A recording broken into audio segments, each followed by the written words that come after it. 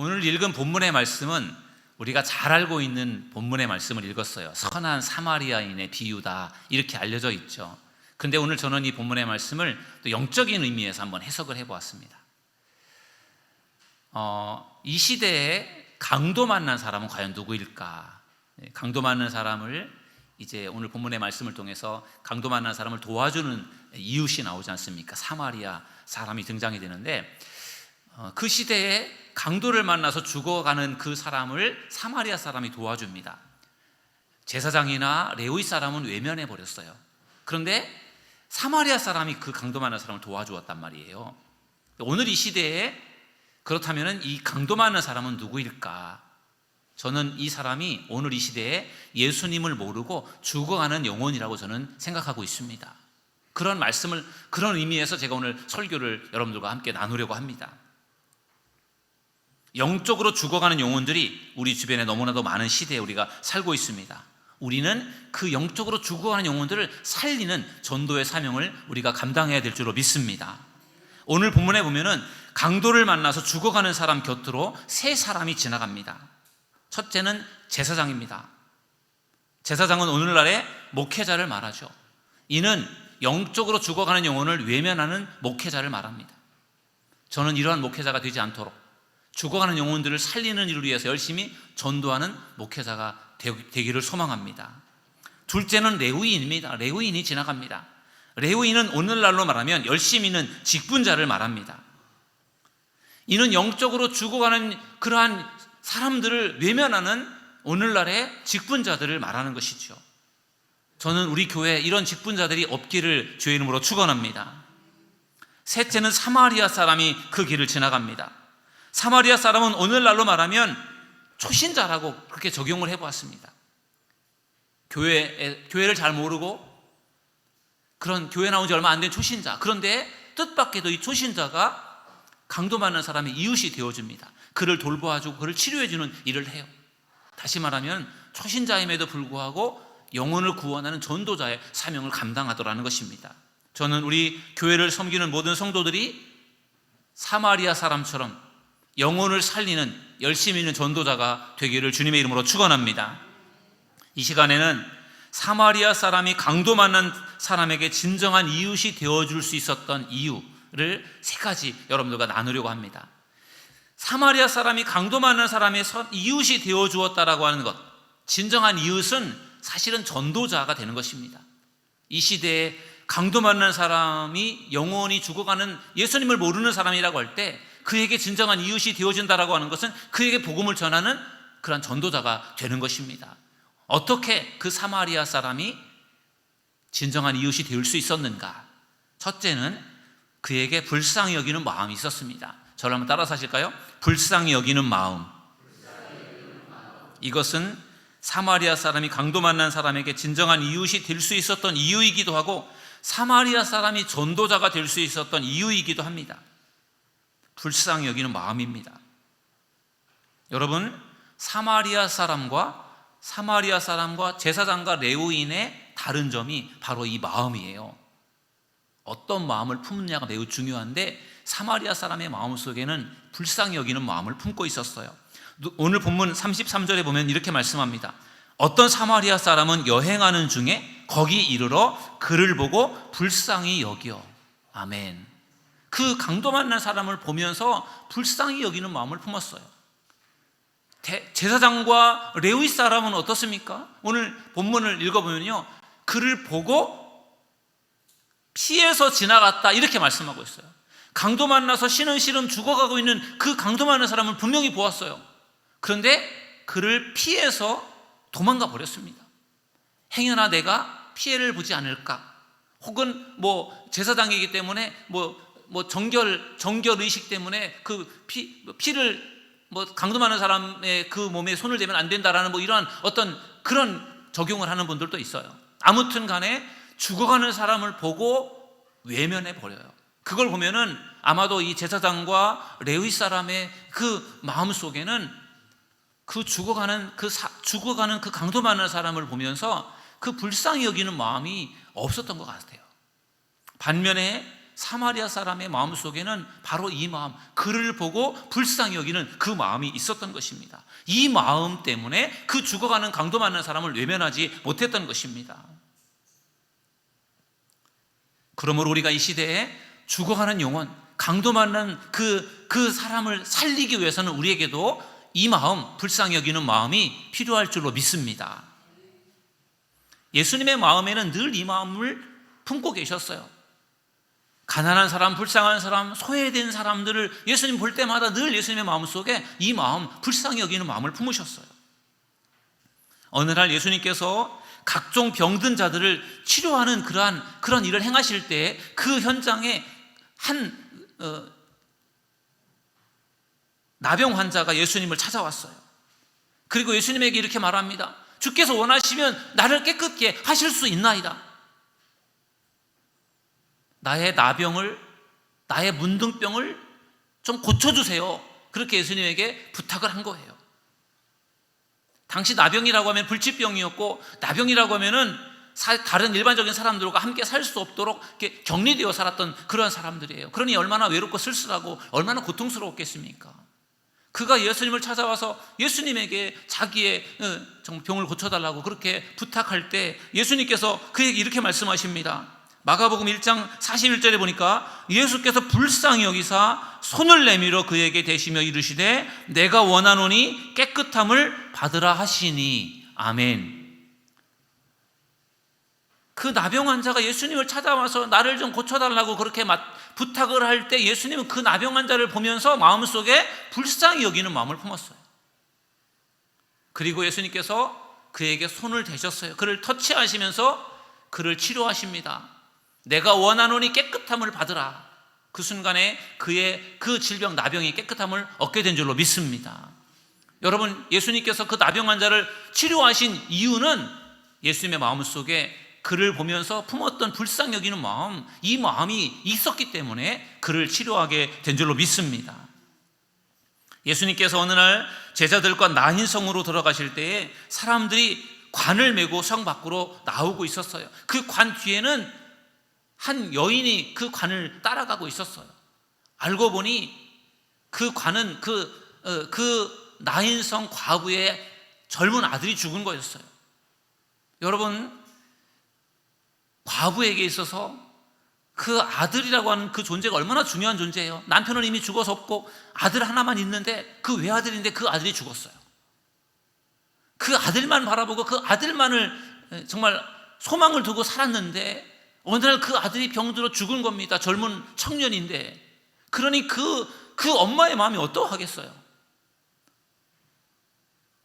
그러니 그 과부의 아픔과 슬픔이라고 하는 것은 이루 말할 수 없을 겁니다.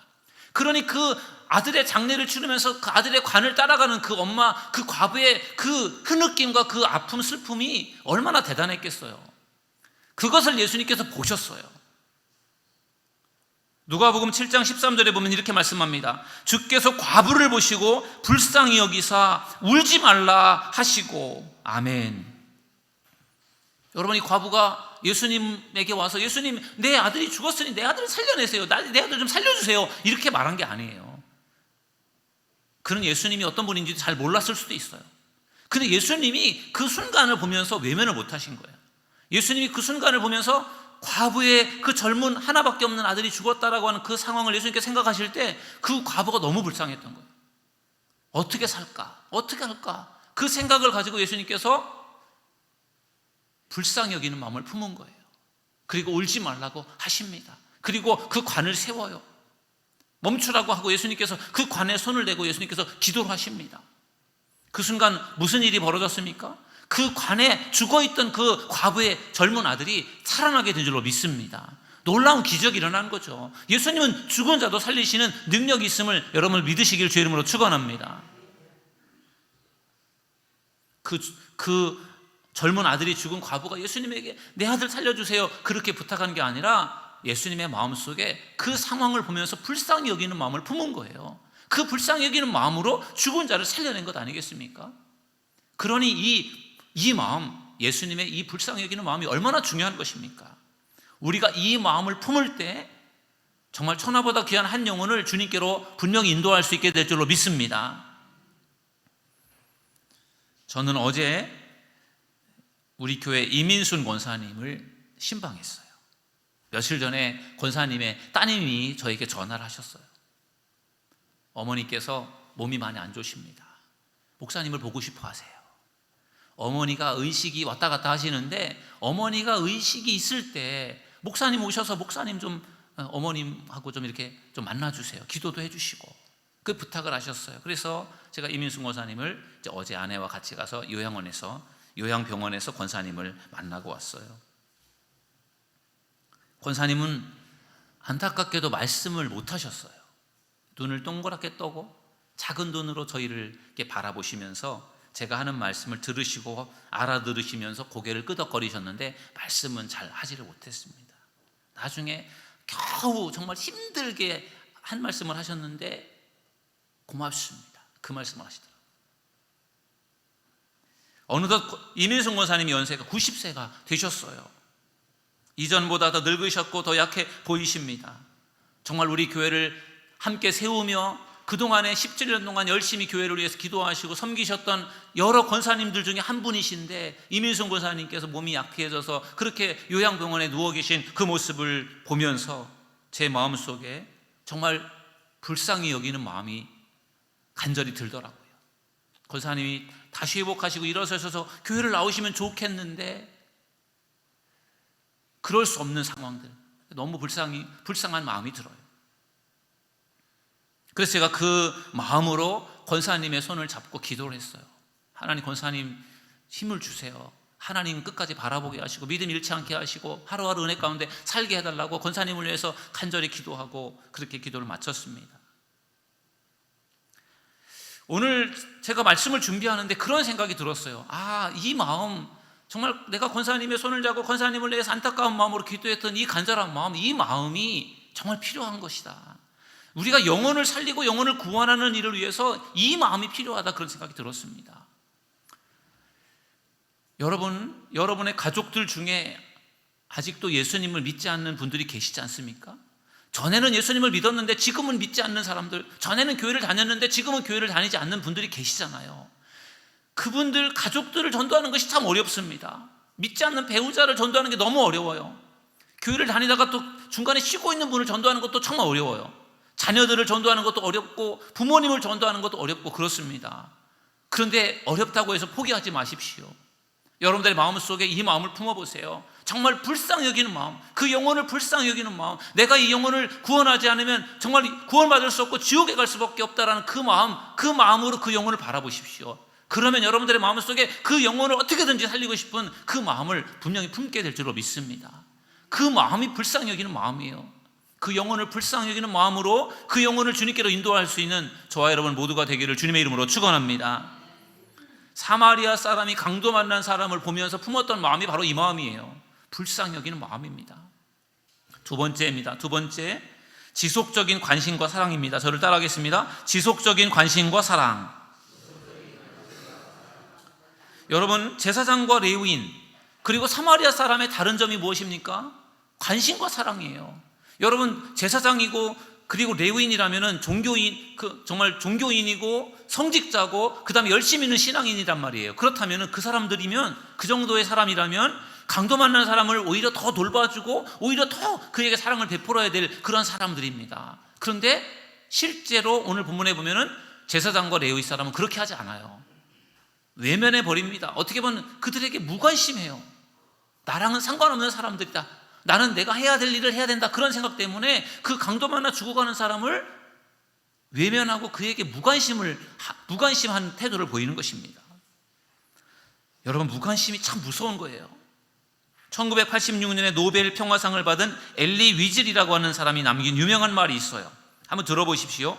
사랑의 반대는 증오가 아니라 무관심이다. 아름다움의 반대는 추함이 아니라 무관심이다. 삶의 반대는 죽음이 아니라 삶과 죽음 모두에 대한 무관심이다. 이렇게 말했어요. 무관심이 그만큼 무섭다라는 거예요. 무관심이 그렇게 나쁘다라는 거예요. 그런데 제사장과 레위인이 보여준 모습은 바로 무관심이었어요. 어떻게 사람이 죽어가고 있는데 그거를 외면하고 가버릴 수가 있겠습니까?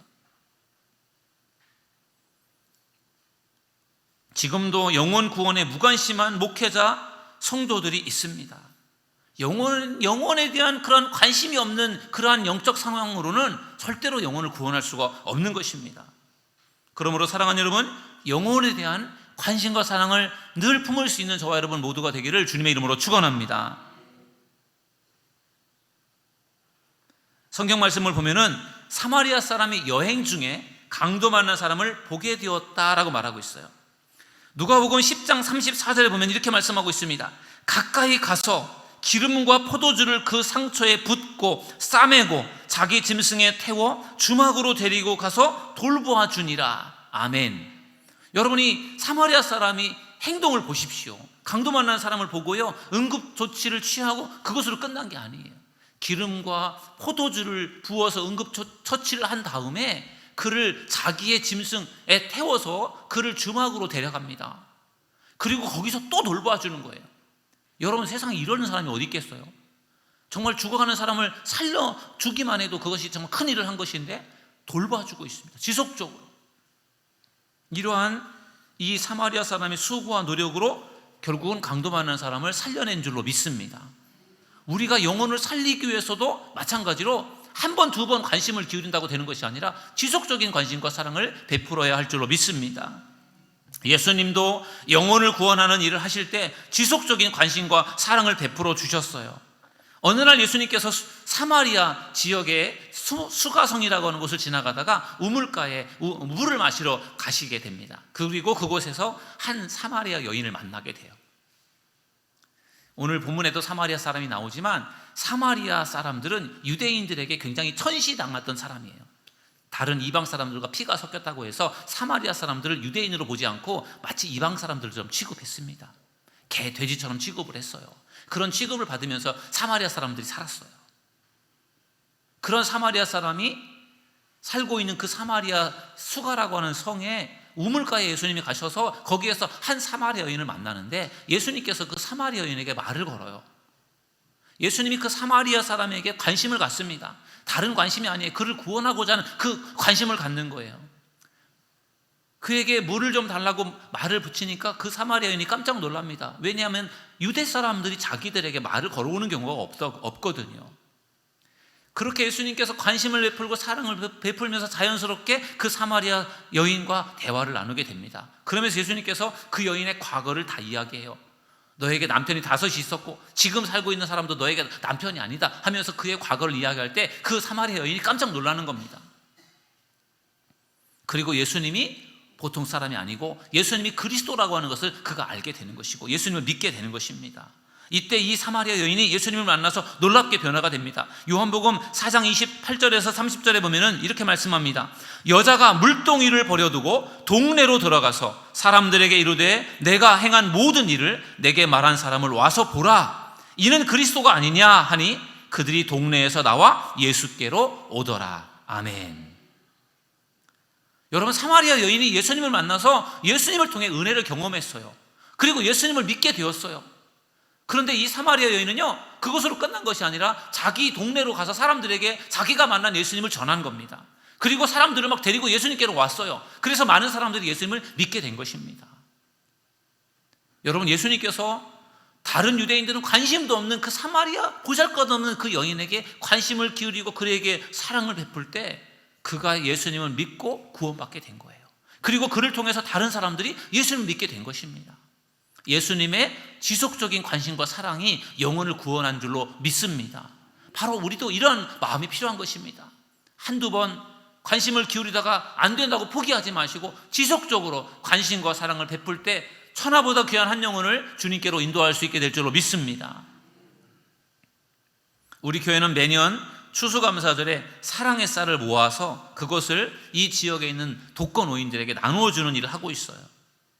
쌀만 나눠드리는 것이 좀 그래서 기왕이면 그분들에게 좀 맛있는 따뜻한 식사를 대접해드리자 그래서 총회선교에서 식사를 준비해서 식사를 대접하고 쌀을 나눠드리고 그런 일들을 10여 년 동안 하고 있습니다. 처음에는 우리가 그런 일들을 할 때 동사무소에서 동장님이나 이런 분들이 거기에 대해서 관심이 없으셨어요. 그런데 우리가 그 일을 계속해서 하다 보니까 이제는 그러한 쌀나누기 행사를 하면 동사무소에서 사람들이 나오세요. 주민센터에서 사람들이 나오시고 동장님도 나오시고 관심을 기울여 주십니다. 우리가 그분들의 관심을 받고 싶은 것이 아니라 좋은 일이라고 할 때 지속적으로 하면 그것이 더 많은 영향을 주게 되더라는 것입니다. 앞으로 우리 사도들 교회가 이 지역의 어려운 사람들을 위해서 더 많이 섬기고 도울 수 있는 교회가 될 수 있기를 주님의 이름으로 축원합니다. 지속적인 관심과 사랑이 있을 때 사람들의 마음이 열려지는 거예요.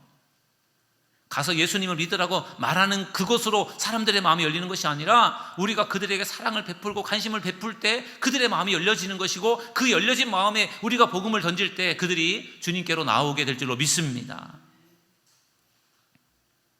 우리가 한 영혼을 전도하기 위해서는 지속적인 관심과 사랑이 필요한 것입니다. 몇 마디 말을 해서 안 됐다고 해서 포기하지 마시고, 여러분의 특별히 사랑하는 가족들 중에 믿지 않는 가족들 여러분들이 포기하지 마시고 끝까지 전도하는 믿음의 성도들 되시기를 주님의 이름으로 축원합니다. 그럼 반드시 하나님께서 귀한 열매를 맺도록 역사하실 줄 믿습니다. 사마리아 사람이 강도 많은 사람에게 진정한 이웃이 될 수 있었던 세 번째 이유는 끝까지 돌보는 섬김이에요. 저를 따라하겠습니다. 끝까지 돌보는 섬김.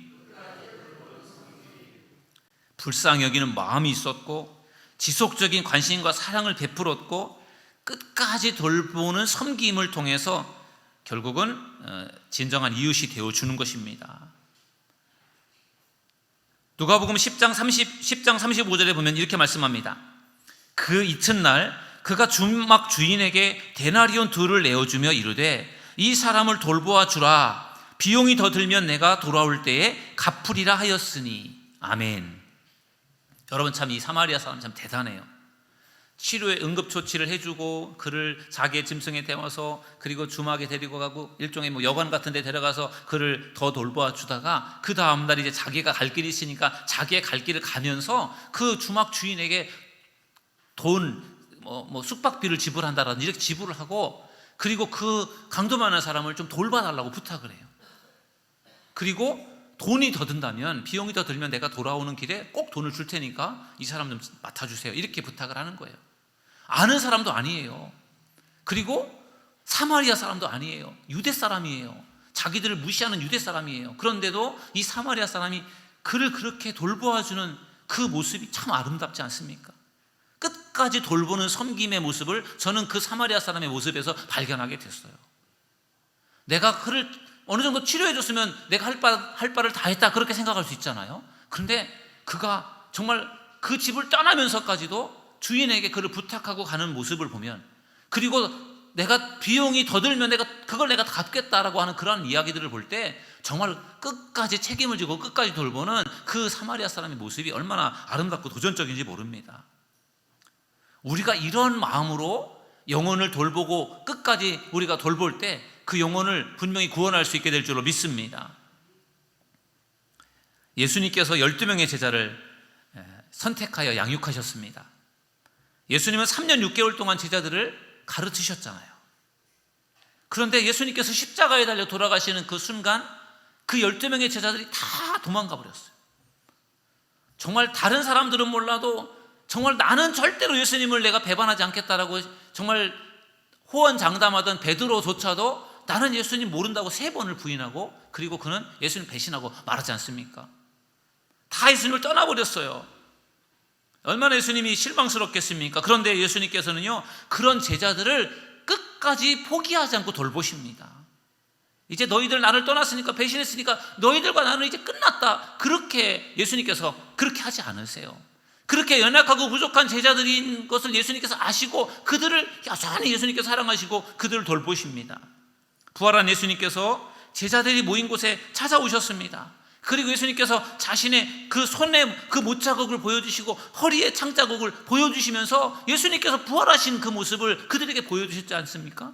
그러면서 그들에게 믿음을 심어주었어요. 너희들 나를 믿어라. 왜 의심하느냐?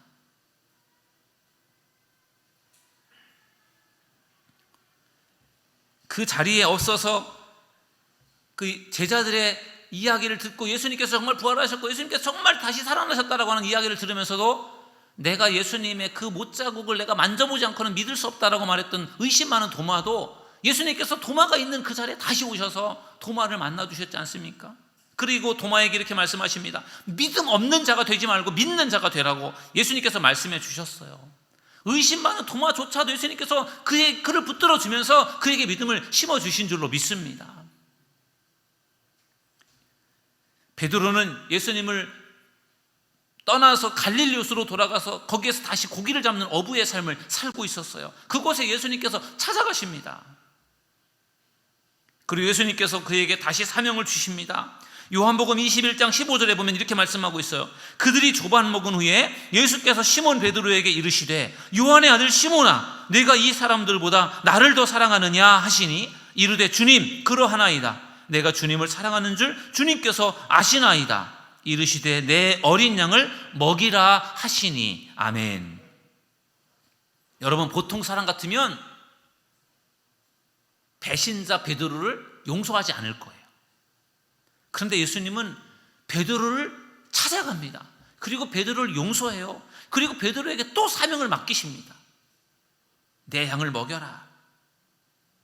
여러분, 이러한 예수님의 용서와 사랑 앞에 베드로는 그냥 녹아질 수밖에 없는 거죠. 베드로가 그런 예수님, 자기를 찾아와서 자기를 용서해 주시는 예수님을 보면서 얼마나 좀 감동이 되었을까요? 얼마나 죄송하기도 하고 정말 감사하기도 하고 복잡했을 것 같아요. 어쨌든 그렇지만 야, 정말 예수님 진짜구나, 그런 생각을 하면서 예수님의 진정한 제자로 거듭나는 그러한 순간이지 않습니까? 예수님께서 선택한 제자들을 끝까지 돌보셨고 끝까지 섬겨주셨어요. 그 결과 가룟 유다를 제외한 나머지 모든 제자들이 예수님의 멋진 제자로서의 삶을 살게 된 줄로 믿습니다. 만약에 예수님께서 배신했다고 해서 그것으로 그들과 선을 딱 그어서 끝났다면 아마 그들은 그러한 좋은 제자가 될 수 없었을 거예요. 허물이 있고 부족함이 있고 연약함이 있지만 끝까지 그들을 돌봐주고 양육해 주는 예수님의 그 사랑 앞에 그들은 결국은 예수님의 탁월한 제자로 그들은 변화될 수밖에 없었던 줄로 믿습니다. 그래서 우리가 끝까지 돌보고 섬기고 사랑하는 것이 얼마나 중요한지 모릅니다. 우리 교회는 매년 가을철에 전도 축제를 합니다. 우리 교회가 왜 전도 축제를 합니까? 영혼을 구원하려고 하는 것입니다. 평상시에도 열심히 전도를 해야 되겠죠. 그러나 우리가 전도 축제라고 하는 기간을 정해놓고 그리고 그것을 위해서 열심히 전도하는 그 전도가 우리에게 또 중요한 역할을 합니다. 이번 전도 축제를 위해서 여러분들께서 기도하는 전도의 대상자들이 있을 겁니다. 그들을 위해서 기도도 필요하지만 그들을 사랑으로 섬기고 돌보고 그리고 그들을 만나는 그러한 모습들이 얼마나 중요한지 모릅니다. 바라기는 이번 전도 축제를 계기로 해서 믿지 않는 여러분들의 가족과 친구들, 이웃을 꼭 주님께로 인도하는 믿음의 성도들 되시기를 주님의 이름으로 축원합니다. 오늘 진정한 이웃이라는 제목으로 말씀을 나누었어요. 진정한 이웃이라는 제목이지만 어쩌면 전도자라는 제목일 수도 있어요. 여러분, 사마리아 사람이 강도 많은 사람에게 진정한 이웃이 될 수 있었던 이유 무엇입니까? 불쌍히 여기는 마음을 품었기 때문에, 지속적인 관심과 사랑을 베풀었기 때문에, 끝까지 돌보는 섬김이 있었기 때문에 결국은 진정한 이웃이 될 수 있었던 것입니다. 지금 우리 주변에 강도 만나 죽어가는 영혼들이 있습니다. 여러분들의 가족들 중에도 강도 만나 죽어가는 영혼들이 있어요. 여러분은 과연 제사장이나 레위인처럼 죽어가는 그들을 보면서 외면하고 있지는 않습니까? 그들에게 무관심하고 있지는 않습니까? 바라옵기는 사마리아 사람처럼 그 강도 많은 사람에게 가까이 다가가서 그를 치료해주고 그를 돌봐주고 그를 살려내는 그러한 믿음의 성도들 되시기를 주님의 이름으로 축원합니다.